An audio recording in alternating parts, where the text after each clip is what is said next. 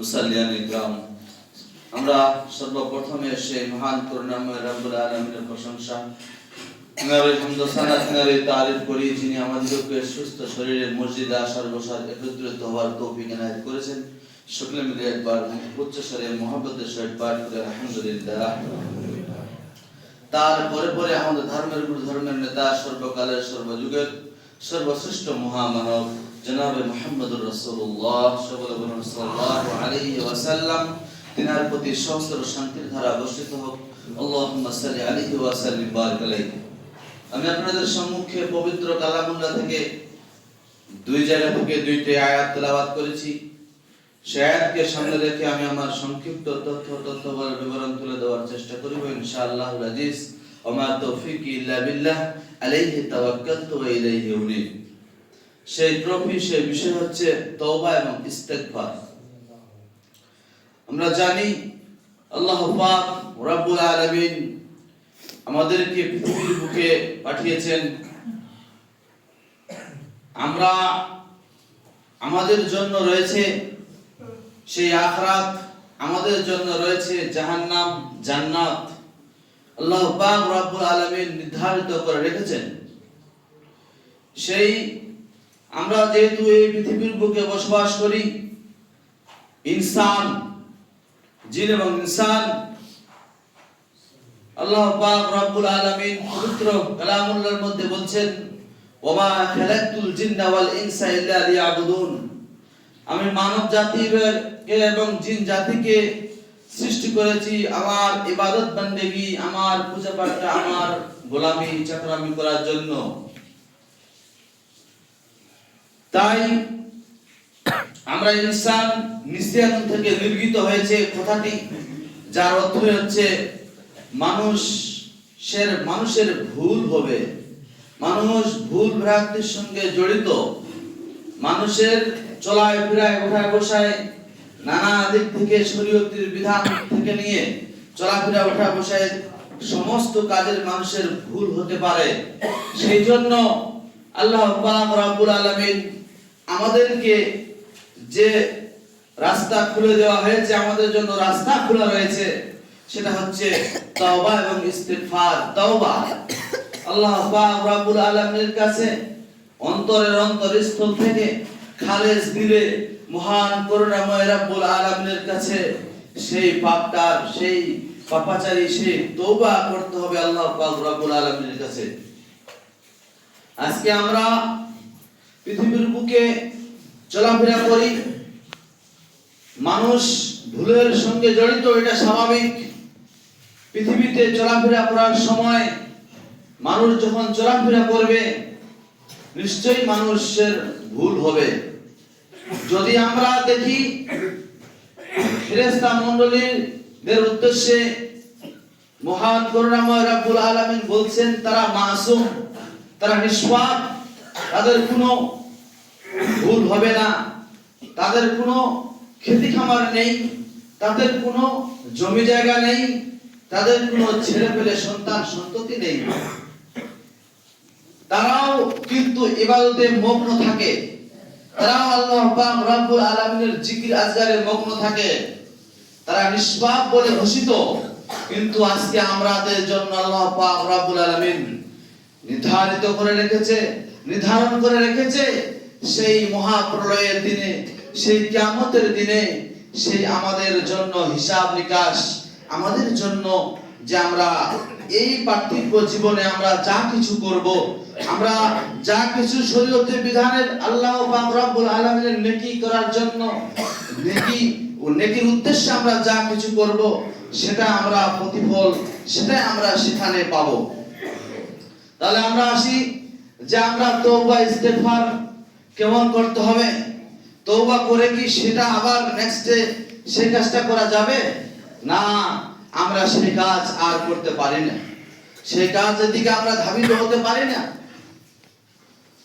আল্লাহ পাক রব্বুল আলামিন কোরআনুল কারীমের মধ্যে বলছেন, ইয়া আইয়ুহাল্লাযীনা আমানু তুবু ইলাল্লাহি তাওবাতান নাসুহা। আল্লাহ পাক রব্বুল আলামিন বলছেন, ইয়া আইয়ুহাল্লাযীনা আমানু, হে ঈমানদাররা, যারা আল্লাহর প্রতি ঈমান আনয়ন করেছো, আল্লাহর প্রতি বিশ্বাস ইস্তেকামাত করেছো, আল্লাহ পাক রব্বুল আলামিন করে উপরে অটল রয়েছো, তোমরা শুনে নাও, তুবু ইলাল্লাহি তাওবাতান নাসুহা, তোমরা এমন বিশুদ্ধ তওবা করো, এমন খালেস নিয়তে তওবা করো যেটা আর পরবর্তীতে আমাদের না হয়। কিন্তু আজকে আমরা আল্লাহ পাক রব্বুল আলামিনের জমিনে বসবাস করছি, কত ভুল ভ্রান্তি, কত কাজ আজকে আমরা ভুল করে যাচ্ছি, কিন্তু সেটার দিকে আমরা লক্ষ্যপাত করছি না। আমরা যদি দেখি যুগে যুগে কালে কালে নবী ও রাসূলরা ভুল করেছেন, তারা সঙ্গে সঙ্গে নিজের ভুল বুঝতে পারে নামটা ভুলের খাতা থেকে কাটিয়ে তারা সংশোধন করিয়ে তারা সলিড খাতাতে তুলতে যায়। যেমন ধরে নেন হযরতে আদম আলাইহিস সালাতু ওয়াস সালাম, হযরতে আদম আলাইহিস সালাতু ওয়াস সালামের দিকে যদি লক্ষ্যপাত করি, তিনিও ভুল করেছেন। কেমন ভুল করেছেন তিনি? যখন আল্লাহ পাক রব্বুল আলামিন তাদেরকে জান্নাতের মধ্যে প্রবেশ করান, সেখানে বলা হয়েছিল ওয়ালা তাকরাবা হাযিহিস শাজারাতা ফাতাকুনা মিনাজ জালিমিন, তোমরা যে ওই গাছটি দেখতে পাচ্ছ তার কাছে নিকটবর্তী হবে না, তাকে ছুবে না, তার কাছে নিকটবর্তী হবে না। কিন্তু শয়তানের ওয়াসওয়াসায় পড়ে শয়তান আমাদের পিছনে ওয়াসওয়াসা সব সময় লেগেই থাকে। সেই শয়তানের চক্রান্ত ফেলে আজকে আমরা ইসলামের প্রাথমিক কাজগুলো ছেড়ে দিই। আজকে আমরা নামাজ ছেড়েছি মুসলমান বলে, আজকে আমরা যাকাত ছেড়েছি মুসলমান বলে, আজকে আমরা সুদ ঘুষের দিকে ধাবিত হয়েছি মুসলমান, আজকে আমরা এই নানান ধরনের পাপাচার কাজের দিকে আমরা লিপ্ত হয়ে গেছি আমরা মুসলিম। তাই বলতে যাচ্ছিলাম যে একটা সামান্য ভুলের কারণে আদম আলাইহিস সালাতু ওয়াস সালামকে অপরাধী হতে হয়েছিল। কি অপরাধী হয়েছিল? তার স্ত্রী হাওয়া আলাইহিস সালাতু ওয়াস সালাম তাকে সে বলছে চলো ওখানে গিয়ে একটু গাছটার কাছে যাই, তার ওয়াসওয়াসায় পড়ে, শয়তানের ওয়াসওয়াসায় পড়ে সেই কাজটা তারা করেছিল। কিন্তু আল্লাহ পাক রব্বুল আলামিন তাকে কি করেছিলেন? অপরাধী বলে সাব্যস্ত হয়েছে আল্লাহ পাক রব্বুল আলামিনের কাছে। যখন স্যার নিজের ভুল বুঝতে পেরে আল্লাহ পাক রব্বুল আলামিনের কাছে দোয়া করে, আল্লাহ পাক রব্বুল আলামিনের কাছে করজোড়ে হাত তুলে দোয়া করে যে আল্লাহ পাক রব্বুল আলামিন, আমি আমার স্ত্রী যে আমরা ভুল কাজটা করেছি, আমাদেরকে সেটাকে মাফ করা হোক। যে আল্লাহ পাক রব্বুল আলামিনের কাছে বলছে ইয়া রাব্বুল আলামিন, আমরা জুলুম অত্যাচার অনাচার করেছি আমার নফসের উপরে, তাই আমাদেরকে ক্ষমা করা হোক। আল্লাহ পাক রব্বুল আলামিনের কাছে এই দোয়া, এই ইস্তেগফার, এই তওবা কিয়ামত অবধি তিনি করতেছিলেন, কিয়ামত অবধি তিনি করতে থাকবেন। হযরতে আদম আলাইহিস সালাতু ওয়াস সালাম, আদম আলাইহিস সালাতু ওয়াস সালামের যেই ভুলটা বুঝতে পেরে তাকে সেখানে আল্লাহ পাক রব্বুল আলামিন ভুলটাকে মুছে দিয়ে সেটা নিষ্পাপ থেকে উঠিয়ে সেটা ভালো সলিড খাতাতে উঠিয়ে সেখানে তিনি ভুলটা সংশোধন করে নিলেন।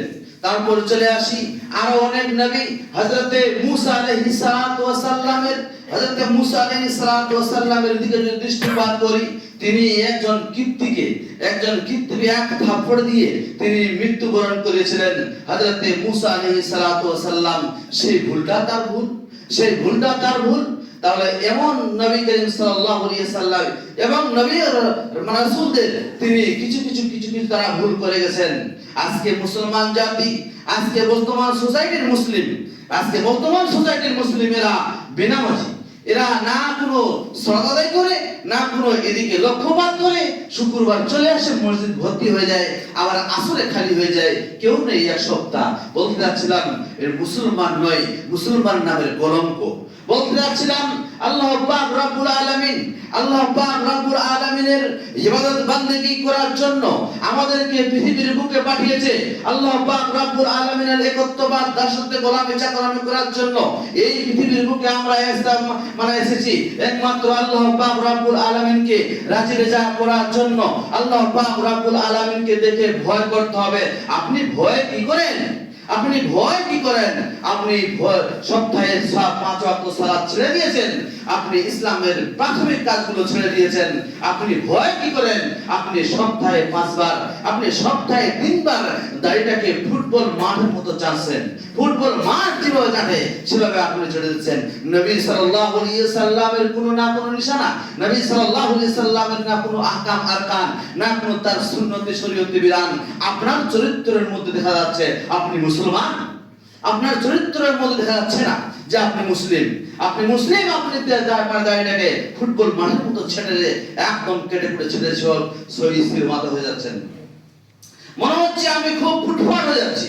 যাই হোক, আল্লাহ পাক রব্বুল আলামিনের, আমরা যারা বেনামাজি, আমরা যারা ইসলামের কাজকর্ম থেকে অনেক দূরে সরে আছি, যারা আজকে ইসলামের কাজ, প্রাথমিক কাজগুলো যেগুলো না করলে আমরা মহান করুণাময় রব্বুল আলামিনের জান্নাতে দখল করতে পারবো না, যেগুলো না করতে গেলে আমরা মহান করুণাময় রব্বুল আলামিনের কাছে প্রিয় পাত্র বান্দা হতে পারবো না, ওই সমস্ত লোকদের কাছে করজোর আবেদন যে আপনারা আসুন, আপনারা আপনাদের নিজের যে ভুল ভ্রান্তি, আপনি যে নিজের চরিত্রিক দিকটা আপনি লক্ষ্যপাত করুন। আপনি কি হিসাবে পৃথিবীর বুকে বসবাস করছেন একটু লক্ষ্য করুন। তার জন্য আপনি তওবা তাওবা করে সঠিক রাস্তায় ফিরে আসুন। তার জন্য আপনি সঠিক রাস্তায় ফিরে আসুন। আজকে দেখা যায় নবী মুহাম্মদুর রাসূলুল্লাহ সাল্লাল্লাহু আলাইহি সাল্লামের যদি আপনি তার কাহিনীকে দৃষ্টিপাত করেন, তার যদি ব্যক্তি চরিত্রের মধ্যে দেখেন তিনার কোনো ভুল নেই, তিনার কোনো ভুল নেই, তিনার কোনো ভুল ভ্রান্তি নেই। তার জন্য ওয়া নবী হুরায়রা রাদিয়াল্লাহু তাআলা আনহু কাল, একটা বুখারী হাদিস রয়েছে, রাসূলুল্লাহ সাল্লাল্লাহু আলাইহি সাল্লাম বলছেন, আন আবি হুরায়রা, হযরত আবু হুরায়রা রাদিয়াল্লাহু তাআলা আনহু বলছেন, আমি নবী করিম সাল্লাল্লাহু আলাইহি সাল্লামের মুখ থেকে শুনেছি, আমি নবী করিম সাল্লাল্লাহু আলাইহি সাল্লামের মুখ থেকে শুনেছি, তিনি দিনে সূর্য উদয় থেকে নিয়ে, সুবহে সাদেক থেকে নিয়ে, রাত ইশারের সালাত পূর্বে থেকে ইশারের সালাত পর্যন্ত তিনি 70 বার তওবা ইস্তেগফার করেন। সুবহানাল্লাহি ওয়া বিহামদিহি। তিনি 70 বার কি করেন? তওবা ইস্তেগফার করেন। তিনার কোনো ভুল নেই, তিনার কোনো গুনাহ নেই, নবুয়তের পর থেকে এবং কি নবী করিম সাল্লাল্লাহু আলাইহি ওয়াসাল্লামের চরিত্রের দিক থেকে নবী হওয়া পর্যন্ত এবং তার আগে তার কোনো ভুল নেই। তিনি 70 বার তিনি কি করছেন? বুখারী মুসলিমের হাদিস থেকে প্রমাণ পাওয়া যাচ্ছে তিনি 70 বার তওবা ইস্তেগফার করেন। আপনি কবার করেন দিনে? আপনি কবার করেন? তারপরে নেক্সট হাদিস চলে আসেন, তিনি আরো বলছেন নবী করিম সাল্লাল্লাহু আলাইহি ওয়াসাল্লামের হাদিস থেকে আরো প্রতীয়মান একটা হাদিসে রয়েছে, তিনি মিয়াতা মাররাতিন তিনি 100 বার পর্যন্ত দিনে তওবা তাহলিল তওবা ইস্তেগফার করেন। দিনে 100 বার পর্যন্ত তওবা ইস্তেগফার করেন। আমরা তওবা তাহলিল তওবা ইস্তেগফার থেকে দূরে সরে রয়েছি। তওবা কি করব? আমি তো মসজিদে আসি না, আমি তো সালাতে নেই, আমার তো ইসলামের দিকে কোনো দৃষ্টিপাতই নেই, শরীয়তের বিধানের দিকে কোনো দৃষ্টিপাতই নেই। আজকে আপনি এখনো ভ্রুক্ষেপ নজর করছেন না, ইসলাম শরীয়তের বিধান অনুযায়ী জীবন যাপন করতে হবে, সেদিক থেকে আপনি দূরে সরে আছেন। আপনার অচিরে, আপনার নিশ্চয়ই আপনাদের সবার নিশ্চয়ই আমাদের উচিত হবে যে আমরা অতি শীঘ্রই আল্লাহ পাক রব্বুল আলামিনের ইবাদত বান্দেগিটা করি, আল্লাহ পাক রব্বুল আলামিনের জিকির আজগারটা করি, আল্লাহ পাক রব্বুল আলামিনের দাসত্ব গোলামি চাকরামি করি। আজকে আমরা হাজার ভুলকে আমরা ফেলে দিয়ে আমরা নিজের ইচ্ছা মতো পৃথিবীর বুকে চলে আসুন। একজন হযরত আবু সাঈদ আল-খুদরি, হযরত ওমর রাদিয়াল্লাহু তাআলা আনহু এবং কিছু সংখ্যক সাহাবী তিনারা রাত্রি বেলায় অন্ধকারে যাচ্ছিলেন। এমন তো অবস্থায়